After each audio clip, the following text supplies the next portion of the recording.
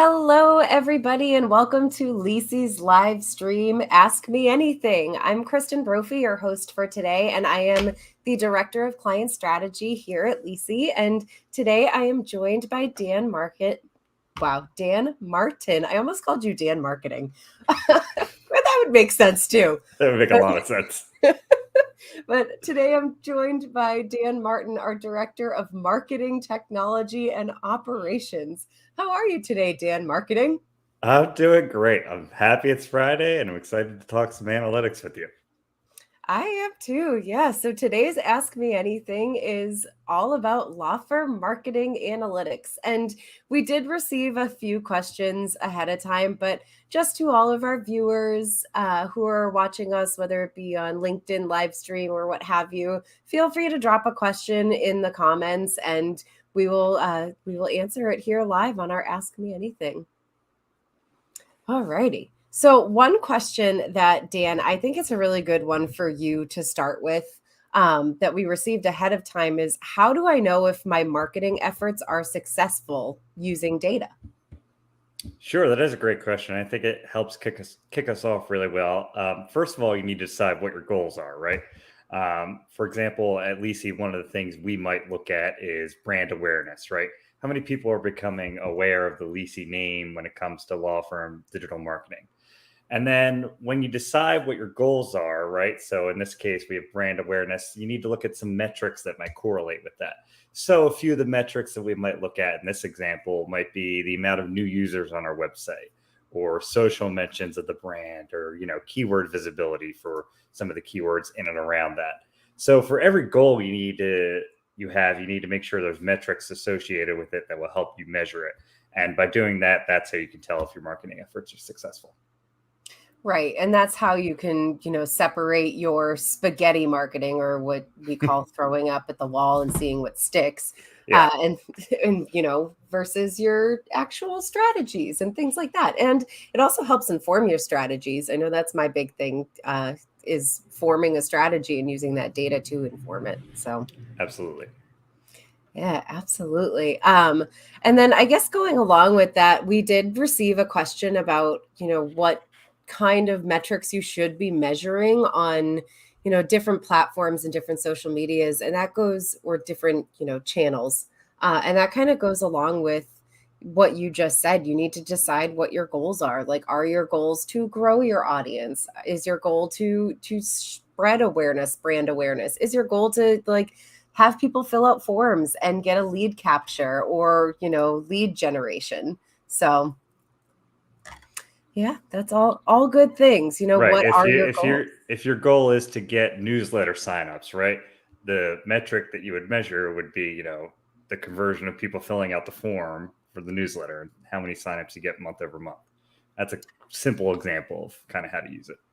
Yeah, exactly. And, maybe your goal is brand awareness. So you want to measure those impressions and, what is your visibility? How big is your audience? Who are you reaching? That sort of thing.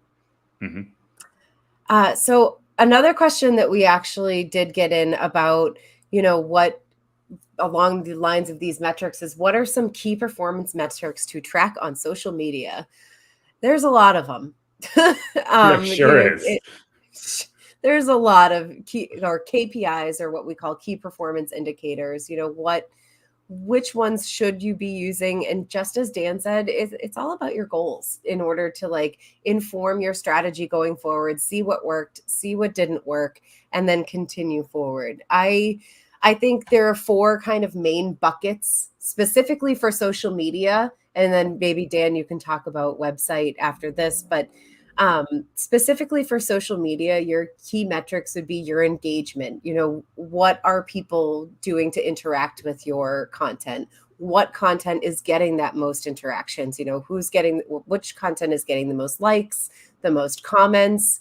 Comments are especially good to track because that's how you can see, who your influencers are. And I say this all the time. Lawyers get upset about it. I know our colleague Robin Addis has said it, your lawyers are not your influencers at law firms. Your influencers are your clients. So which clients are interacting? Are your target clients interacting with your content? What is your engagement rate? that is the big, place to, or that's one big key metric to be measuring on social media. Another one is your click-through rate. And click-through, you want to measure not just on social, but in a lot of other places.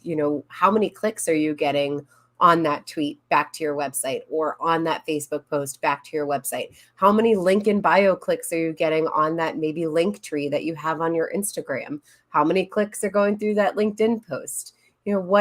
Take your impressions and, measure your click-through rate by oh goodness, what is the formula for click-through rate? I had it written down, but basically you want to take your total number of impressions on a post and then divide it by the amount of clicks you get to get your click-through rate.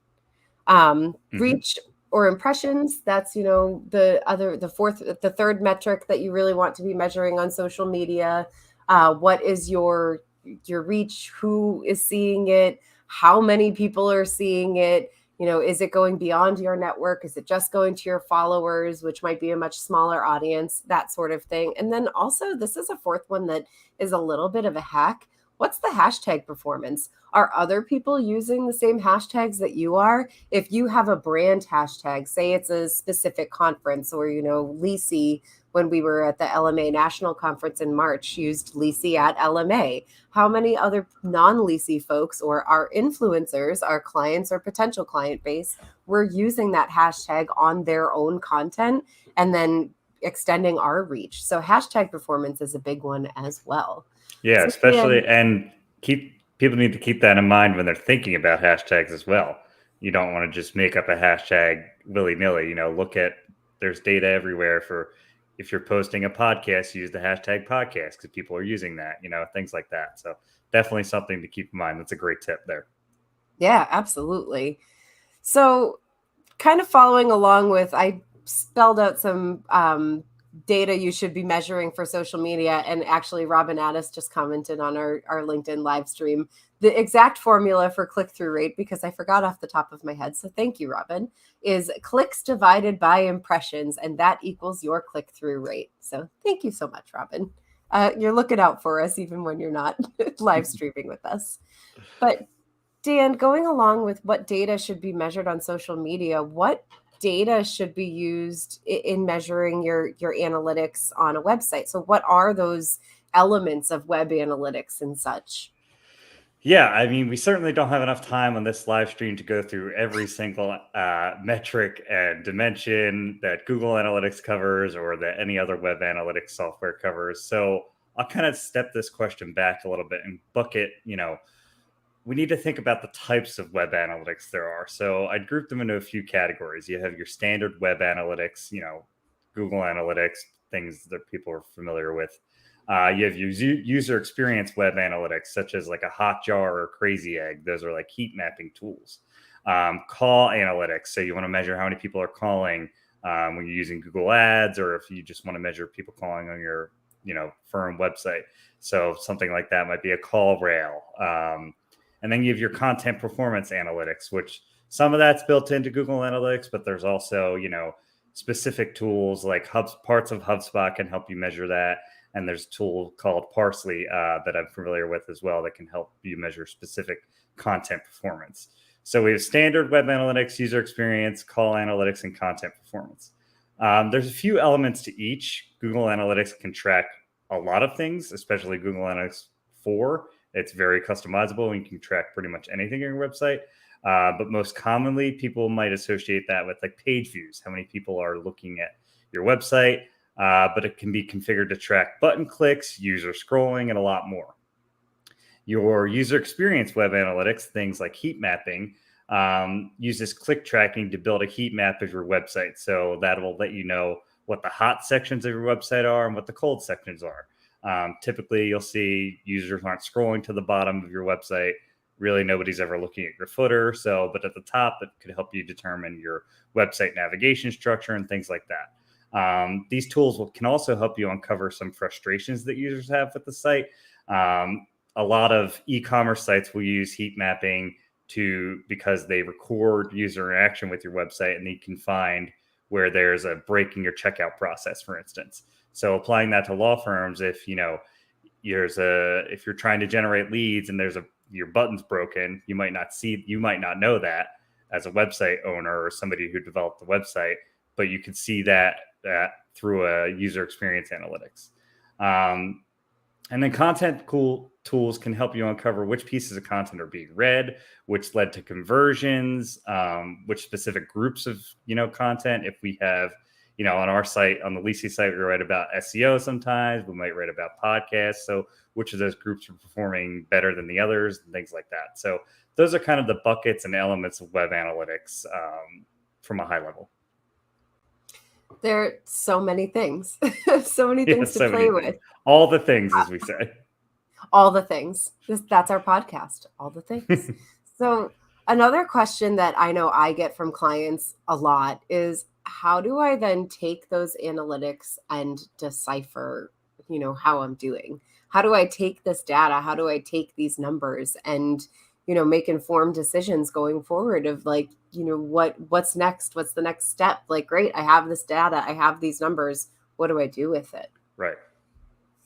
And I always say to clients, well, it helps inform your strategy, first of all. And as we said in the beginning, it helps to, to get a step away from that spaghetti marketing, or, what one of our colleagues says in Legal Marketing Association, Jen Forrester, she'll say, avoid random acts of marketing. Taking your data and your analytics will help you avoid those random acts. Clearly, if you did a spaghetti marketing strategy and it didn't stick against the wall, your data is not going to look good. It's not going to be performing well. So right. Try to, mirror those same initiatives and those same tactics where the data did look good.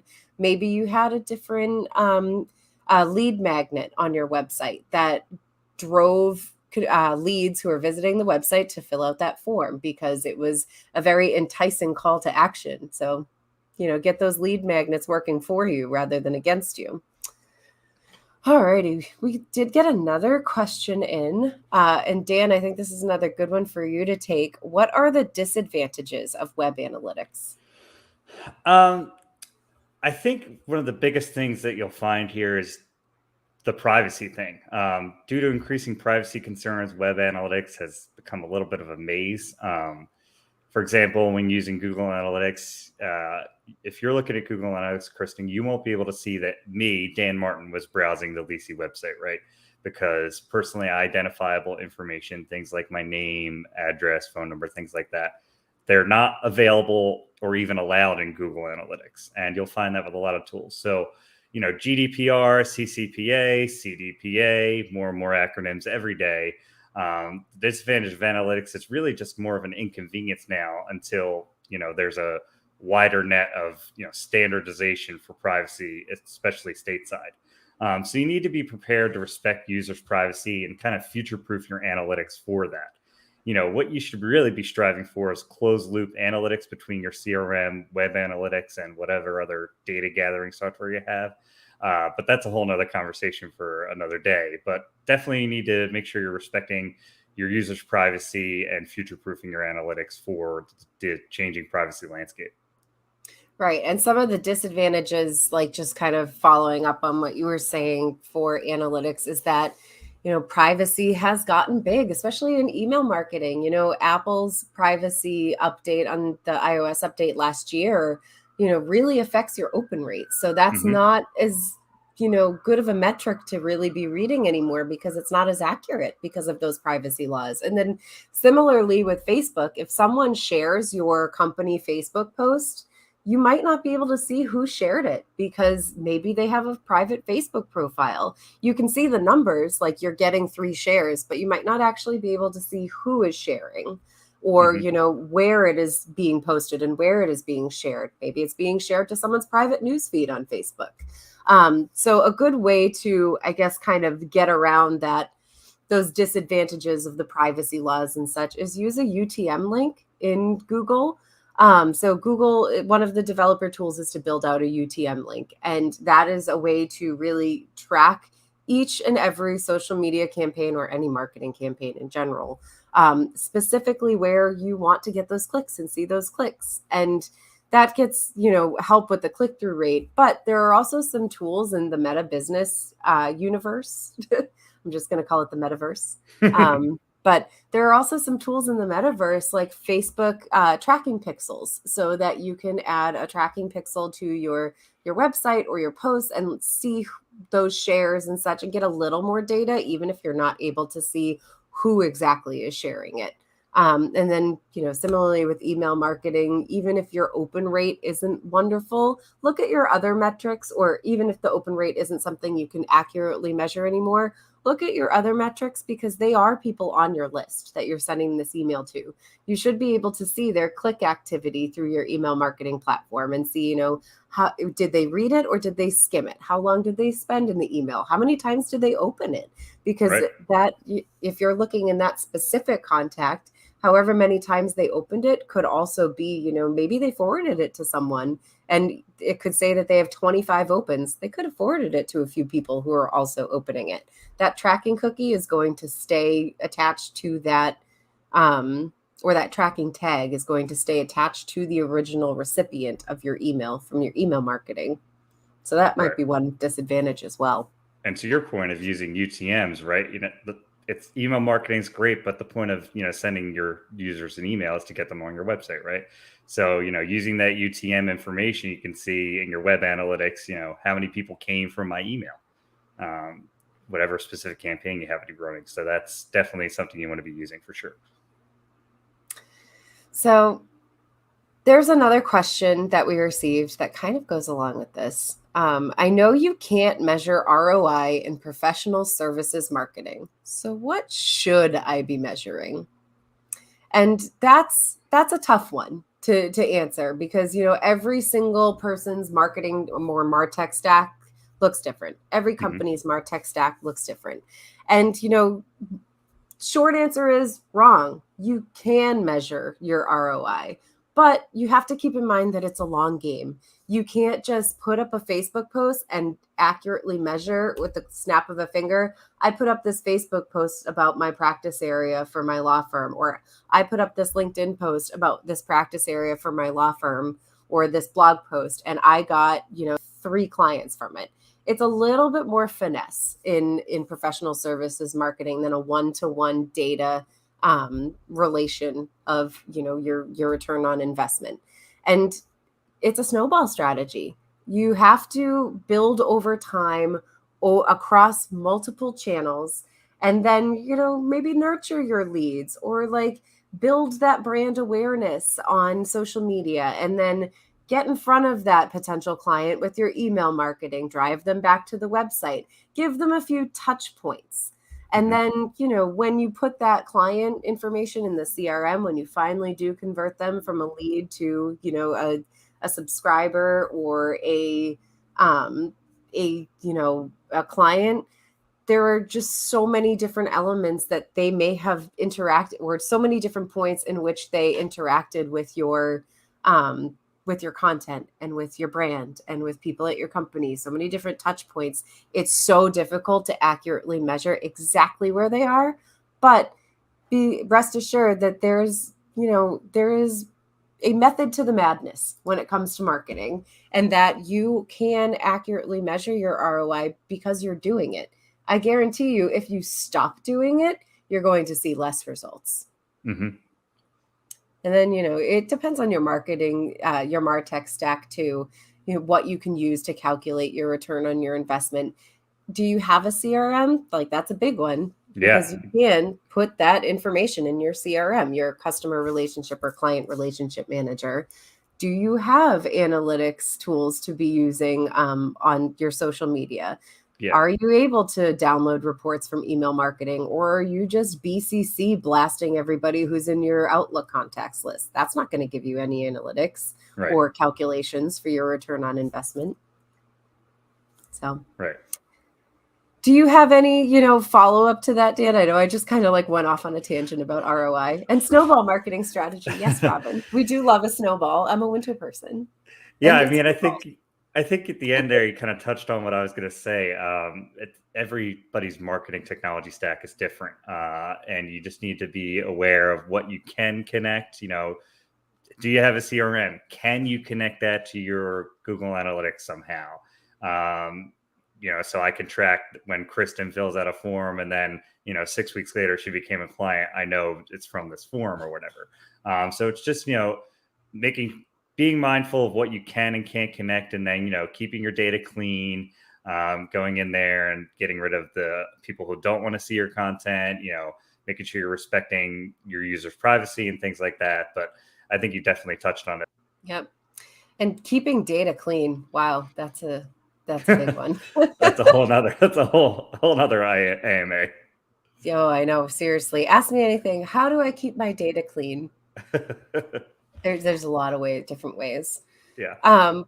There's another question that I actually just got in a private LinkedIn message of, how do I present this data to my key stakeholders?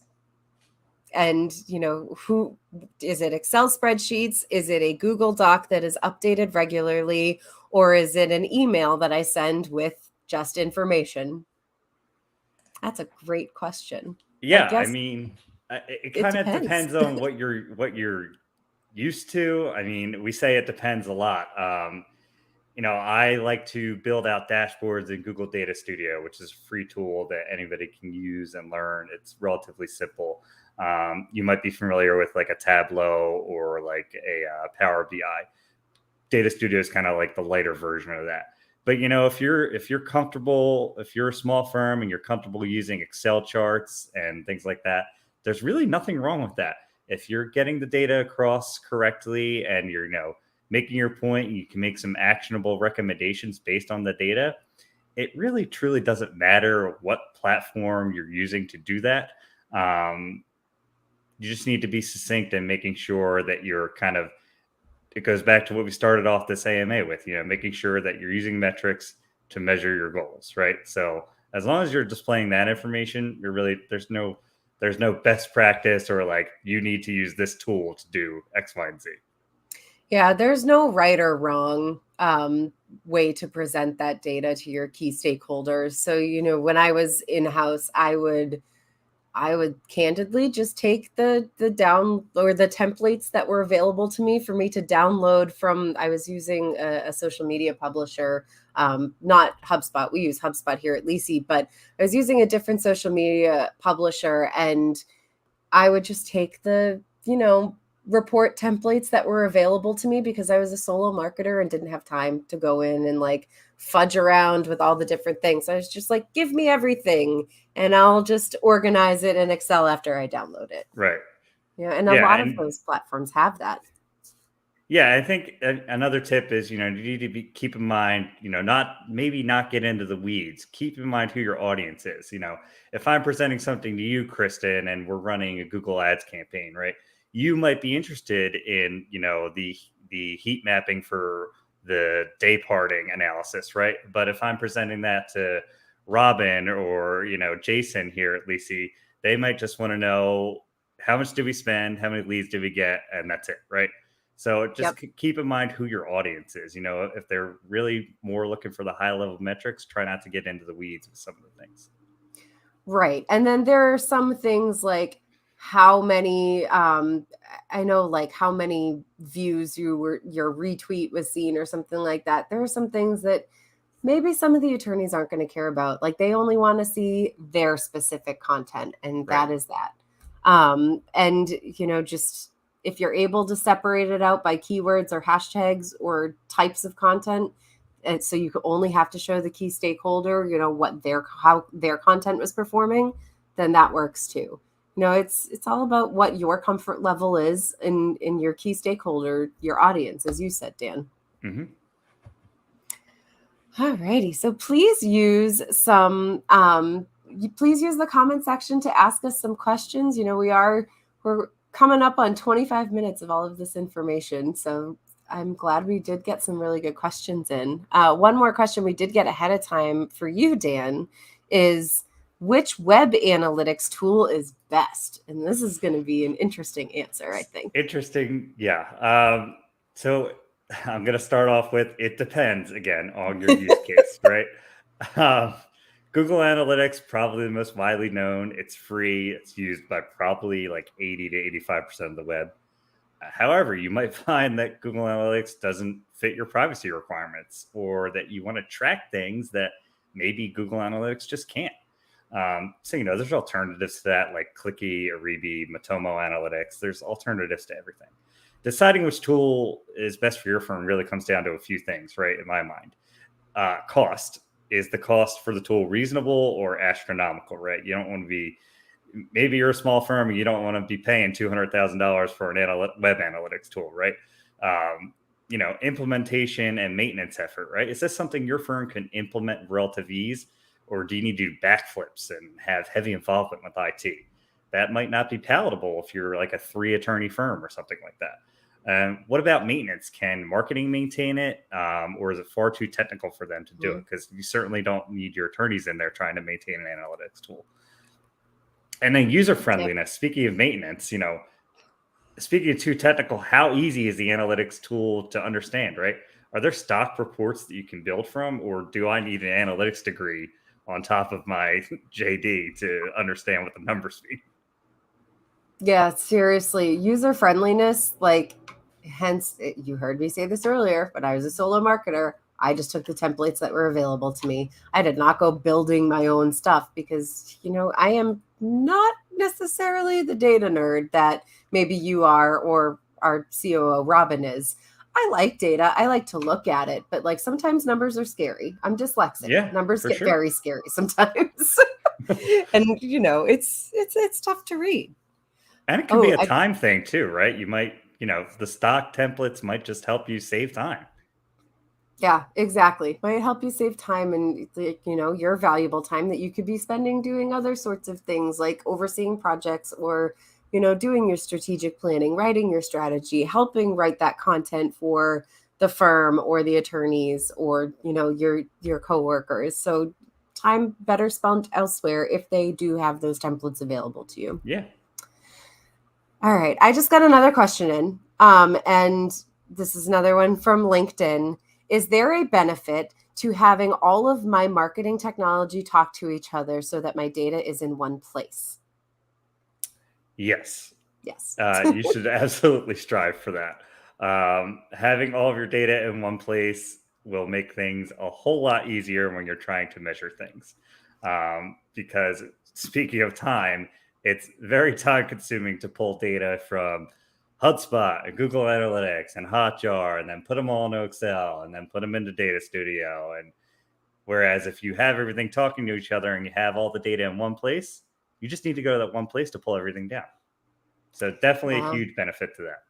That's the dream. That is the dream right there, to just go in and have everything available to you instead of having to pull it all together. And, I recommend to my clients all the time to, if you're implementing a new technology, make sure it's or a new marketing technology, make sure it's a marketing technology that can speak to your other marketing technologies. A lot of platforms have open API nowadays where you can actually connect to each other. Maybe you're using MailChimp for your email marketing, but you're using a different platform for your CRM, like Clio or something. They have a one-to-one integration, those two platforms. So it's, you definitely want to, if you're implementing a new platform, new marketing technology, look around, do some research. Don't just pick the first one that comes to mind because, it is the first one that you could think of, and it makes the prettiest data dashboards or analytics. Choose one that talks to your other platforms so that you can get the best data possible. Yeah, and if there's a native integration, to your point, that's great. And then one of our favorite tools at LISI here, Zapier, can pretty much connect everything nowadays. So, but yeah, that's a great point. Definitely make sure that it either has a native connection, or just pull up Zapier and say, okay, does, Google Sheets connect to, MailChimp or whatever, right? Yep, absolutely. All righty. I do not see any more questions. I don't know if you're seeing any more come in, Dan, but no, I don't have any in the chat here. No, I'm not seeing any more. Well, I think that will wrap us up then. Analytics are a valuable tool in your arsenal for any marketing strategy and for any company, whether you have a large firm, a small firm, if you're a legal service provider, analytics are the best way to gather data and inform your strategy. So thank you very much for hopping on this live stream with me, Dan. Absolutely. Thanks for having me. Of course. It's been a pleasure. And, I really enjoy when you can talk about these nerdy things that sometimes confuse me. Alrighty. Thank you, everybody, for joining us. And we will see you next time on our next LISI live stream. Bye, everybody.